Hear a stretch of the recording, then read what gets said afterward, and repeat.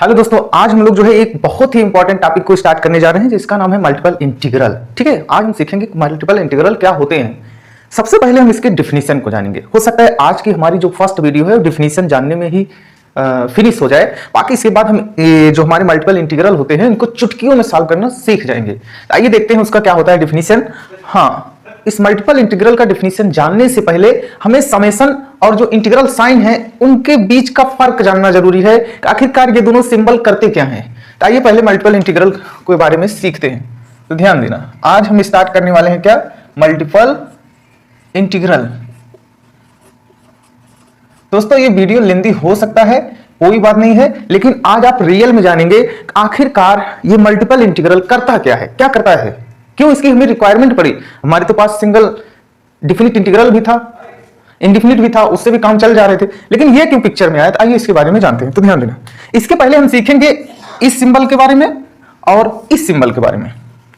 देखो यार, ये दोनों सिंबल का काम एक ही है, दोनों सिंबल का काम एक ही है। फर्क इतना है कि ये किसी फाइनाइट क्वांटिटी को ऐड करता है, फाइनाइट क्वांटिटी क्या करता है, ऐड करता है। कैसे, आप देखेंगे कि ये जो दो क्वांटिटी को ऐड कर रहा है, अगर उनके बीच का डिफरेंस निकालेंगे, डिफरेंस लेंगे। सपोज करो अगर मान लो कोई x1 x2 को ये ऐड किया है, ठीक है, अगर ऐड किया, इनके बीच का जब आप डिफरेंस निकालेंगे तो जो हमारा x1 माइनस x2 आएगा, हम ऐसा मान के चल रहे हैं दो क्वांटिटी उठा रहे हैं जिसको ये कंटिन्यूअस ऐड करता है, ठीक है। तो इनके बीच का जो डिफरेंस आएगा वो नॉट इक्वल टू 0 होगा, मतलब जो भी वैल्यू आएगी हमें एक फाइनाइट रिजल्ट मिलेगा, जिसको हम मतलब कह सकते हैं कि ये क्वांटिटी जो है टेंडिंग टू 0 नहीं है, मतलब बहुत स्मॉल नहीं है, बल्कि ये कोई फाइनाइट नंबर है, ठीक है।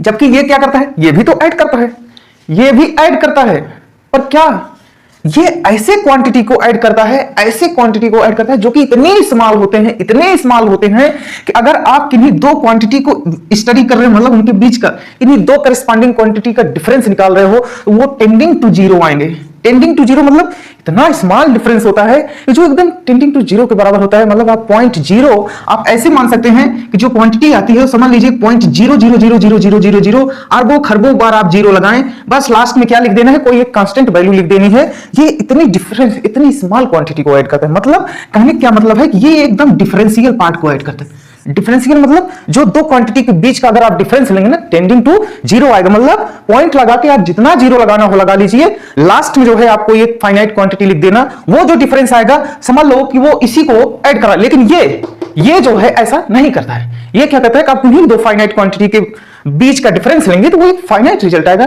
पॉइंट में भी आएगा, लेकिन इतना स्मॉल नहीं होगा कि टेंडिंग टू 0 होगा। ये थे हमारा इन दोनों के बीच का डिफरेंस, ठीक है। काम दोनों एडिंग का कर रहे हैं, लेकिन ये इनके दो क्वांटिटी करस्पॉन्डिंग दो क्वांटिटी की डिफरेंस देखेंगे टेंडिंग टू 0 आएगा, जो कि आप यहां पर समझ सकते हैं। लेकिन ये जो है टेंडिंग टू 0 नहीं आएगा, कोई फाइनाइट ही रिजल्ट आएगा। भले ही दशमलव के 4 डिजिट तक आए कोई दिक्कत नहीं, लेकिन एक फाइनाइट रिजल्ट आएगा जिसको आप जो है स्टडी कर सकते हैं। लेकिन इसका जो डिफरेंस होगा वो टेंडिंग टू 0 होगा, इतना स्मॉल होगा कि दो पॉइंट के बीच में देखेंगे तो वो इससे जुड़े होंगे जिसको हम कंटिन्यूअस बोलते हैं। तो चलिए उसके बारे में ज्यादा जानने की जरूरत नहीं है, हमें इन दो सिंबलों का मतलब समझना था, जो कि समझ चुके हैं। आइए सीखते हैं कि डबल इंटीग्रल का मीनिंग क्या होता है। सबसे पहले हम डबल सीखेंगे, सेम डिफिनेशन हमारे ट्रिपल के लिए लगता है, ठीक है। कंटिन्यू इसे स्टार्ट करते हैं। ध्यान देना यार कि हम जो मल्टीपल इंटीग्रल सीखने वाले हैं उसमें हम बेसिकली सीखेंगे क्या कि डबल इंटीग्रल और triple integral, double integral and triple integral. दोस्तों हम आपसे एक बात कहेंगे, अगर आप कंटिन्यूअस हमारे लेक्चर को देखते हैं, इतना गारंटी दे रहे हैं कि यार हमने अभी तक जो भी सीखा है, हमारा बीटेक खत्म हो चुका है, जो भी सीखा है हमने आपको सिखा के छोड़ेंगे, ठीक है। तो ध्यान देना, यहां पर आखिरकार ये होते क्या है, ध्यान देना। आइए स्टार्ट करते हैं। पहले हम स्टार्ट करेंगे डबल इंटीग्रल।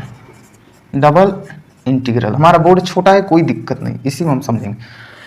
डबल इंटीग्रल, आपको पता है दोस्तों, जब आप सिंगल, मान लीजिए आप जब सिंगल डिफिनिट इंटीग्रेशन करते हैं, सिंगल मतलब सिंगल डिफिनिट इंटीग्रेशन, ध्यान देना, ये आपका हॉरिजॉन्टल एक्सिस जो होता है उसको आप डोमेन एक्सिस बोलते हैं। डोमेन होता क्या है, फंक्शन का ऐसा, फंक्शन के इंडिपेंडेंट वेरिएबल का ऐसा सेट वैल्यू जिसके लिए वो फंक्शन रियल और डिफाइन होता है, उसे हम डोमेन बोलते हैं। सपोज करिए ये हमारा फंक्शन रहा और ये उसका डोमेन एक्सिस है। आप यहां पर जब इनपुट डालेंगे, जो भी यहां से इनपुट डालेंगे उसके करस्पॉन्डिंग हमारा फंक्शन जिस टाइप का होगा उस टाइप का रिजल्ट दे रहा होगा। कहने क्या मतलब है, ये हमारा फंक्शन है, ठीक है। आप क्या करते हैं कि जो भी डोमेन डाले वो क्या दिए, रिजल्ट दिए। तो आप सोच रहे हैं इसे समझाने की क्या जरूरत। कहने का मतलब क्या है कि जब हमारा सिंगल वेरिएबल फंक्शन होता है तो उसमें जो हमारा डोमेन होता है कोई एक पॉइंट होता है जो भी कोई एक पॉइंट होता है, किसी एक वेरिएबल की वैल्यू आप डाल रहे होते, लेकिन जब आप मल्टीपल इंटीग्रल पढ़ते हैं तो वहां पर आप किसी रीजन को जो है डोमेन प्रोवाइड करते हैं। क्यों? क्योंकि वहां पर x और y दोनों एक साथ वैल्यू से प्रोवाइड किए जा रहे होते हैं। आइए इसमें देखते हैं। तो इसीलिए हम बताना चाहते हैं, तो सपोज करिए अगर कोई हमारा फंक्शन fxy किसी 3D में इस प्रकार से सिचुएट है, सपोज करिए हमारे पास कोई function f of x, y है जो कि 3D में स्थित है, ठीक है, जिसका डोमेन क्या है, जिसका डोमेन जो है कोई रीजन, डोमेन क्या है, कोई रीजन R है, ऐसा हम मान लेते हैं, ठीक है। देखो जब हम जो है सिंगल फंक्शन की बात करते थे तो उसमें कोई एक कांस्टेंट वैल्यू डालते थे जो कि किसी एक वेरिएबल का, यहां पर हमारे दो दो वेरिएबल आ चुके हैं, इनके लिए हमें कोई दो पॉइंट मतलब कहीं मतलब कोई रीजन ही जो है इनका डोमेन बनेगा, ऐसा हम मान के चलते हैं। ध्यान देना, यहां पर सपोज करिए ये हमारा x है, ये y है, ये z एक्सिस है, ठीक है। ध्यान देना यार, हम मान लेते हैं कि ये रीजन जो है, ये रीजन कहां पर है हमारा, इन xy प्लेन, हमेशा मान के चलते हैं। आप जरूरी नहीं है कि xy प्लेन ही माने, इस फंक्शन के अनुसार अभी यहां पर zx आ जाए जो है तो इसका प्लेन कौन सा बन जाएगा, zx बन जाएगा। अगर यहां पर zy आ जाए तो इसका प्लेन क्या बन जाएगा, zy रीजन बन जाएगा। तो वहां से ये डोमेन उठा रहा होगा, बचे हुए वेरिएबल में इसका आउटपुट जा रहा होगा। सपोज करिए ये रीजन हमारा कहीं यहां पर कुछ इस तरीके से है, ये रीजन R है, ये रीजन है। तो ध्यान देना, ये हमारा रीजन है। फंक्शन हमारा कोई फंक्शन होगा जो कि कुछ इस तरह से हमारे 3D स्पेस में जो है फैला होगा। जरूरी नहीं है कि उसका शेप ऐसा ही हो, उसका शेप किसी भी तरीके से हो सकता है। क्या होगा, 3D में जो है इस तरीके से इनफाइनाइट टाइप से जो है फैला होगा, ठीक। अब अगर हम इसमें से कोई भी इस रीजन की एक भी पॉइंट, छोटी सी पॉइंट सपोज करिए उठा डालते हैं, सपोज करिए हमने एक छोटा सा रीजन कट किया जिसका जो है चौड़ाई डेल एक्स आई, लंबाई डेल वाई आई है, जो कि रीजन क्या है, कोई डेल ए आई है। हमने एक बहुत छोटा सा स्मॉल रीजन कट किया, और जब हम ये वैल्यू इसमें डालेंगे तो इसके करस्पॉन्डिंग हमें यहां पर कोई ना कोई रिजल्ट मिलेगा। सपोज करिए हम मान लेते हैं वो क्या है, F of X I comma Y I है, ठीक। इसके करस्पॉन्डिंग हमें कोई रीजन मिला है। तो अगर आप ध्यान से देखें, जब इस पॉइंट को डाल रहे हैं इसमें, ये क्या कर रहा है, इस फंक्शन और इस रीजन के बीच का क्या दिखा रहा है, डिस्टेंस दिखा रहा है। और इस तरीके से आप जितने सारे पॉइंट यहां से ऐसे डालेंगे, देखेंगे जो है कि ये हर एक पॉइंट के बीच क्या दिखा रहा है, रीजन शो कर रहा है, डिस्टेंस शो कर रहा है। इस तरीके से जब आप सारे के सारे यहां पर पॉइंट्स को जो है कलेक्ट करेंगे तो ये एक बाइलूम टाइप का जो है स्ट्रक्चर बना रहा होगा। यहां पे जो रीजन है उनके करस्पॉन्डिंग जितने पॉइंट डाल रहे होंगे, ऊपर आपको फंक्शन में उसके करस्पॉन्डिंग कोई ना कोई वैल्यू जो है मिल रहा होगा। ये क्या कर रहे होंगे, एक जो है बाइलूम का स्ट्रक्चर तैयार कर रहे हैं। क्यों? क्योंकि ये हो गया हमारा एरिया, छोटा सा पॉइंट ही भले से डाल रहे हैं लेकिन एक छोटा सा एरिया है, उसके करस्पॉन्डिंग ये height, area multiplied by height हमें क्या देते हैं, बाइलूम देते हैं। तो ध्यान देना, तो डबल इंटीग्रेशन क्या होता है, सपोज करिए हम किसी रीजन R पे जो है इसको फाइंड कर रहे हैं, कौन सा फंक्शन है हमारा, मान लीजिए f of x comma y है। अब ये x y अगर यहां पर ले रहे हैं तो इसके जो डिफरेंशियल वेरिएबल होंगे वो dx dy होंगे, ठीक। ये होता क्या है, ध्यान देना, यहां पर इन सारे छोटे छोटे एरियाज पे जो हमें वैल्यू मिली है, हम इनको क्या करते हैं, कलेक्ट करते हैं, मतलब समेशन लेते हैं। Summation i equal to 1 to n, मान लीजिए हमने इसको n रीजन में जो है डिवाइड किया, क्या, इस फंक्शन fxi yi, इस छोटे छोटे रीजन करस्पॉन्डिंग जो भी हमें वैल्यू मिल रही है उसको ले रहे हैं, multiplied by del X I del Y I, ठीक। क्या यही रिजल्ट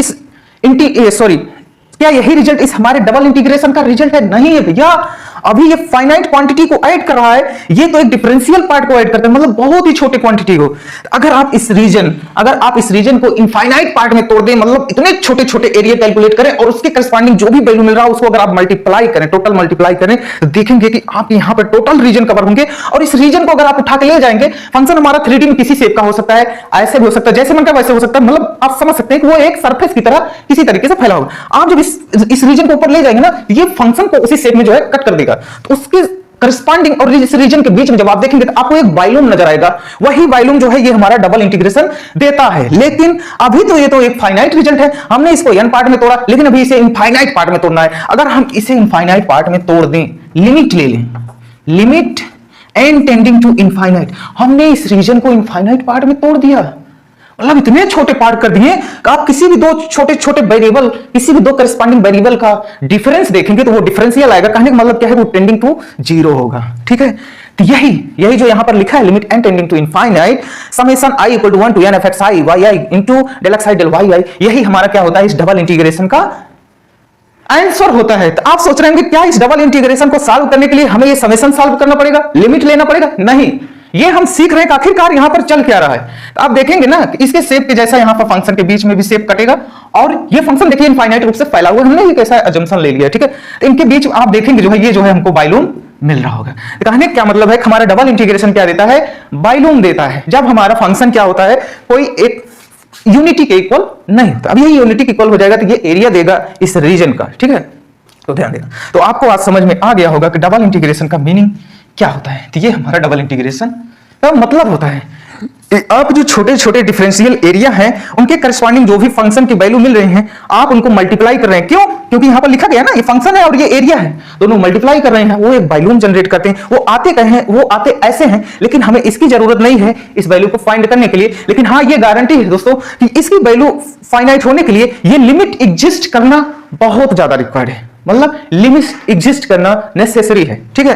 तो ये हमारा जो है डबल इंटीग्रेशन का मीनिंग है, ठीक है। आपको दिख रहा होगा यहाँ पर गर्मी बहुत ज्यादा है, कोई दिक्कत नहीं, तो ध्यान देना। तो आपको समझ में आ चुका होगा कि यहाँ पर चल क्या रहा है। हम छोटे छोटे डिफरेंशियल पार्ट के छोटे छोटे डिफरेंशियल एरिया के करस्पॉन्डिंग 3D में फैले हुए फंक्शन, तो जब हम डोमेन उसको जब हम उस छोटे से रीजन को डोमेन में डाल रहे हैं, डिफरेंशियल रीजन को डोमेन में डाल रहे हैं, सॉरी फंक्शन में डाल रहे हैं, ठीक है, उसके करस्पॉन्डिंग हमारा कुछ फंक्शन वैल्यू दे रहा होगा। और हम कर क्या रहे हैं डबल इंटीग्रेशन में, उस छोटा सा रीजन और उस फंक्शन के बीच का मल्टीप्लाई कर रहे हैं। कहने का मतलब क्या है, कुछ छोटे छोटे जो हाइट्स हैं उनको जब हम कलेक्ट कर ले रहे हैं, समेशन कर ले रहे हैं, तो कई सारे बन जा रहे हैं। जब हम उनको इनफाइनाइट पार्ट में तोड़ दे रहे हैं तो वो इतने कॉम्पैक्ट हो जा रहे हैं, कंटिन्यूअस हो जा रहे हैं, जो कि हमें क्या दे रहे हैं, एक वॉल्यूम दे रहे हैं। इसके बीच में वो रीजन और फंक्शन के बीच में बाउंड वॉल्यूम दे रहे हैं, ठीक है। यही हमारा डबल इंटीग्रेशन का मीनिंग है। तो दोस्तों आज हम जो है यहां तक पहुंचे हैं, कल जो है हम सीखेंगे, मतलब इसके बाद वाले वीडियो में सीखेंगे कि आखिरकार डबल इंटीग्रेशन मल्टीपल इंटीग्रल को कैसे सॉल्व करते हैं। तो दोस्तों अगर आप हमारे वीडियो में बने रहेंगे, इतना हम गारंटी देते हैं कि आप डबल इंटीग्रेशन बहुत आसानी, मतलब बहुत आसानी से सॉल्व कर सकते हैं, ठीक है। तो चलिए इस फार्मूले को लिख देते हैं, उसके बाद इस वीडियो को अंत करते हैं। तो हमारा डबल इंटीग्रेशन है क्या, यहां पर देखना, डबल इंटीग्रेशन किसी रीजन R पर हमारा function f x y dx dy के बीच में देता क्या है, वो एक्चुअल में देता है कि हम छोटे छोटे रीजन को जो है फंक्शन से मल्टीप्लाई कर रहे हैं, उनका समेशन कर रहे हैं। सॉरी यहां पर i लिख लीजिए, ये हमारा क्या हो गया f x i y है, उनके करस्पॉन्डिंग कोई point del x i del y है, ठीक। यही क्या है हमारा डबल इंटीग्रेशन। इस डबल इंटीग्रेशन वैल्यू फाइनाइट होने के लिए ये लिमिट एग्जिस्ट करना मस्ट है, लेकिन ये जरूरी नहीं है कि हमारे डबल इंटीग्रेशन की वैल्यू फाइंड करने के लिए हमें लिमिट सॉल्व करने की आवश्यकता है, ठीक है। हम इसके सॉल्व करने के लिए डायरेक्ट मेथड सीखेंगे। तो आज के लिए इतना ही दोस्तों, मिलते हैं नेक्स्ट वीडियो में। Thank you.